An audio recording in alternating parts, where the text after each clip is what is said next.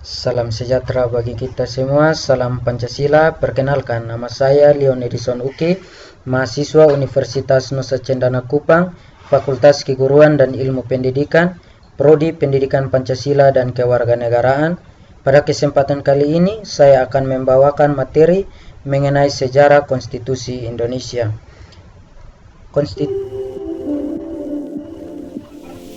Konstitusi Indonesia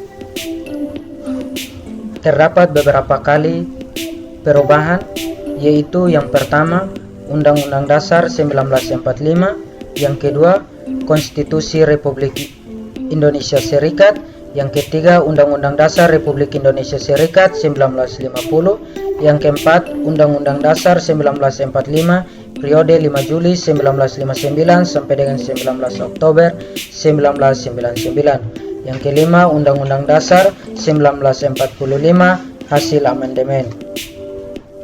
Undang-Undang Dasar 1945. Undang-Undang Dasar 1945 disahkan 1 hari sesudah kemerdekaan Indonesia, yakni pada tanggal 18 Agustus 1945.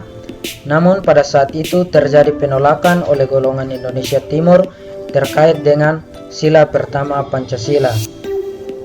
Dan akhir pada saat itu mereka merubah sila pertama Pancasila. Yang kedua, Konstitusi Republik Indonesia Serikat.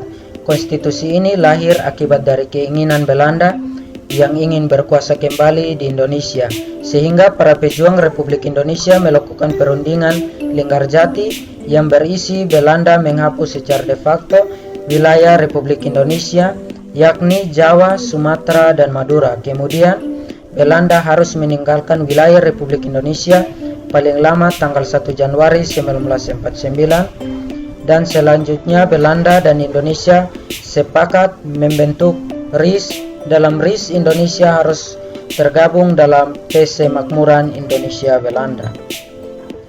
Undang-Undang Dasar Republik Indonesia Serikat tahun 1950. Undang-Undang Dasar 1950 terbentuk karena dibubarkannya RIS, dan ada pula demo besar-besaran dari rakyat yang menuntut kembalinya Indonesia menjadi negara kesatuan Republik Indonesia. Yang berikut, Undang-Undang Dasar 1945 periode 5 Juli 1959 sampai dengan 19 Oktober 1999.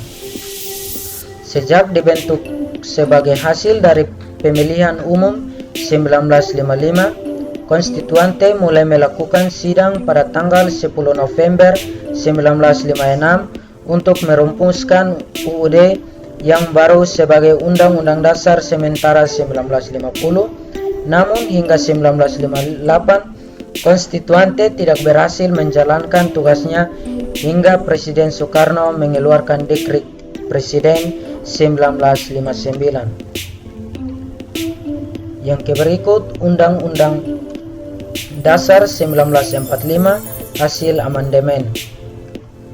Pertama kali dalam sejarah Indonesia melakukan amandemen dalam Undang-Undang 1945.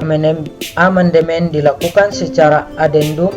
Adendum adalah perubahan yang dituangkan dalam satu dokumen, tetapi dokumen itu tidak merubah nama aslinya, yaitu amandemen pertama pada tanggal 14 sampai dengan 21 Oktober 1999 yang membahas mengenai 1. Masa jabatan presiden yang tidak terbatas. Yang kedua, mendedikasikan terlalu banyak aturan konstitusional ke level undang-undang. Yang ketiga, terdapat beberapa pasal yang multitafsir.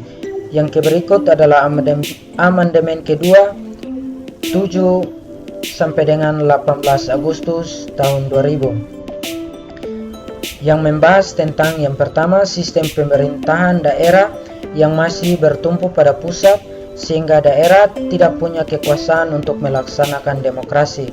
Yang kedua, adanya tuntutan atau fungsi pengawasan terhadap kekuasaan presiden melalui lembaga perwakilan. Yang berikut, amandemen ketiga pada tanggal 1 sampai 9 November tahun 2001. Amandemen ketiga ini dilakukan karena masih adanya kelemahan dalam undang-undang setelah perubahan. Yang berikut amandemen keempat tanggal 1 sampai dengan 11 Agustus tahun 2002.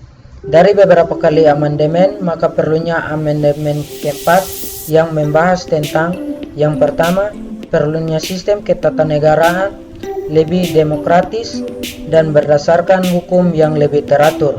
Yang kedua, perlunya desentralisasi yang lebih berorientasi kepada daerah otonom. Yang ketiga, tidak ada amandemen yang tepat dari ketiga amandemen sebelumnya.